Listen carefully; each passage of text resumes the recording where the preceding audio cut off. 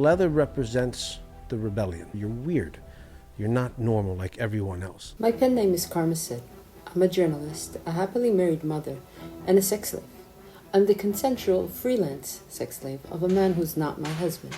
He's a pro-dom, which is the male term for a dominatrix, and the co-founder of my leather tribe, the Kink Collective. He goes by Master Joshua in the kink scene. I refer to him here as my maker because he was the one who initiated me into the kink and leather lifestyles. When we first met 6 years ago, I was researching a feature about the Me Too movement in the kink scene, to which I was a complete stranger. Joshua was one of my subjects, a professional dominant and kink event organizer battling rumors of sexual abuse. The rumors, which originated with a FetLife post by an ex-submissive, were now going viral on social media, with people whom he had never even met calling for his cancellation. Joshua wanted me to investigate his story so he could clear his name. I didn't. First, because my feature aimed to examine a broad social trend, not prove or disprove any specific claims. And second, because, and this was to my great dismay as a then monogamous married woman, I was already getting too personally involved with him to maintain my journalistic integrity. Over the following year, as our relationship transformed from a professional to a romantic one, I watched Joshua slowly lose the battle. First, he lost his standing in the kink and leather communities. Then he lost his business ties, followed by personal ones. Finally, he lost his partner, home, and confidence. So, for the last half a decade, I've been dealing with character assassination, and it paid a heavy toll on me. I withdrew from a lot of community connections, and it was intense. I had to figure out what was important for me through all of this. Who was important for me? During this period, Joshua often railed against the injustice of it all. He had set out as a kink educator with noble intentions to make the kink community a safer, friendlier, and more rewarding environment for sexual exploration and personal growth. Instead, they canceled him. He dreamt of fostering a kink community of his own, one better aligned with his idea of what leather was all about: integrity, transparency, loyalty, respect, and other such lofty words which he seemed to be reciting off a leather-themed Hallmark card. I didn't see it.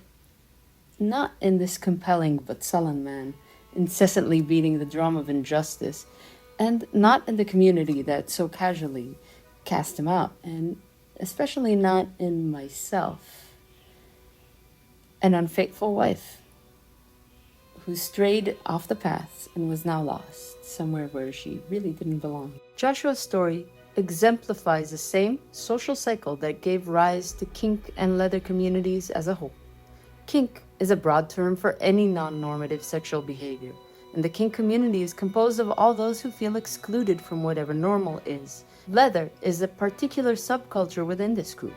It was formed in the late 40s by men who were cast out of the army for being gay, yet couldn't affiliate with the effeminate gay culture of the times, so they created their own culture.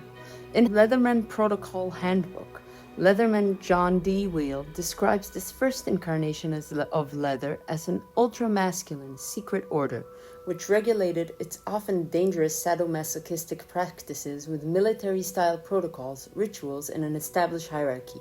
Gaining popularity through the 60s and 70s, the movement expanded to enfold various outsider groups and BDSM practitioners of different orientations and their genders.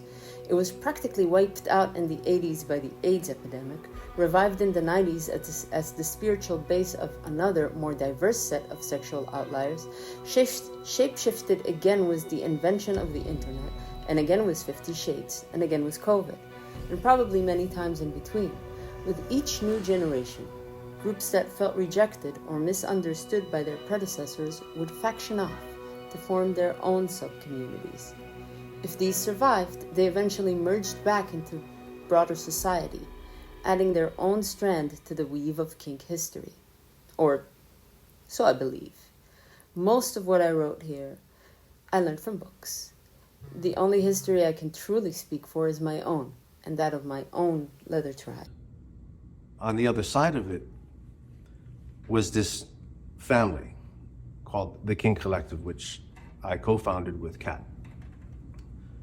And the intention of that was to create a family of people who support. People support in ways that are selfless and are giving. From the friends and lovers that stayed by his side, Joshua resurrected what he called his kink family. In 2019, he and his new partner, Kat, expanded this family into our leather tribe, the Kink Collective.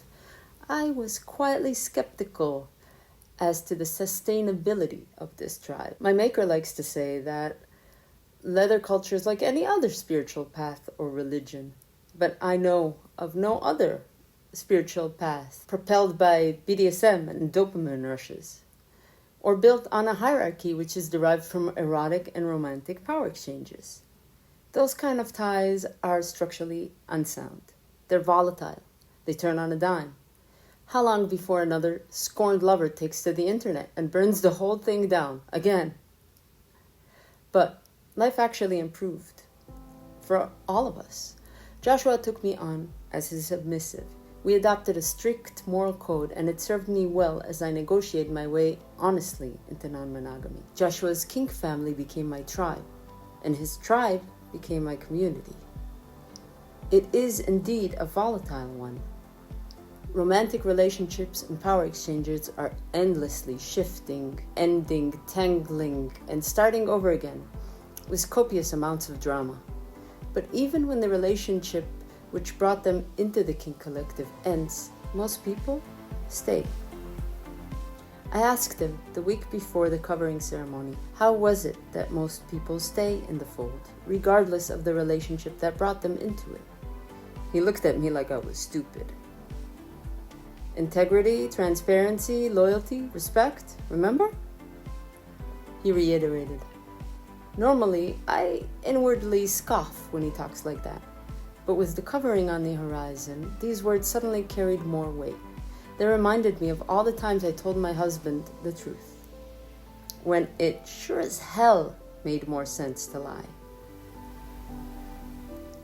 I didn't do it out of love, but out of principle.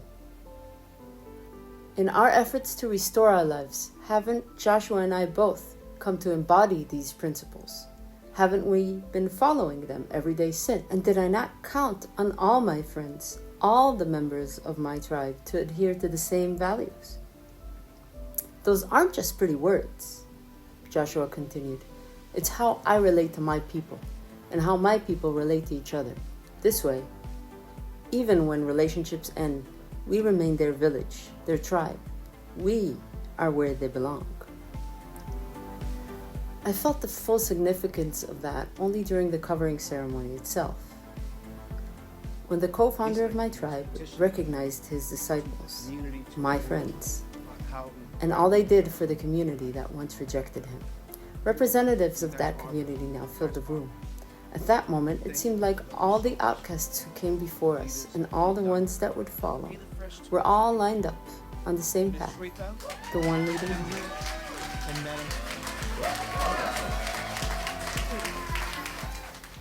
Epilogue. A few weeks later, I told Joshua how all this subtly changed my view of life. From immigrant to unfaithful wife to freelance slave, I always position myself outside of the culture I'm in because outsider is how I feel. But I can let go of that now. Now I realize that outsider is just a step in the way, part of the journey towards maker of my own culture. He took a moment to think about this. And me, he finally asked, what's my story? What do I need to let go of? The injustice, I replied. And we both felt a new narrative begin.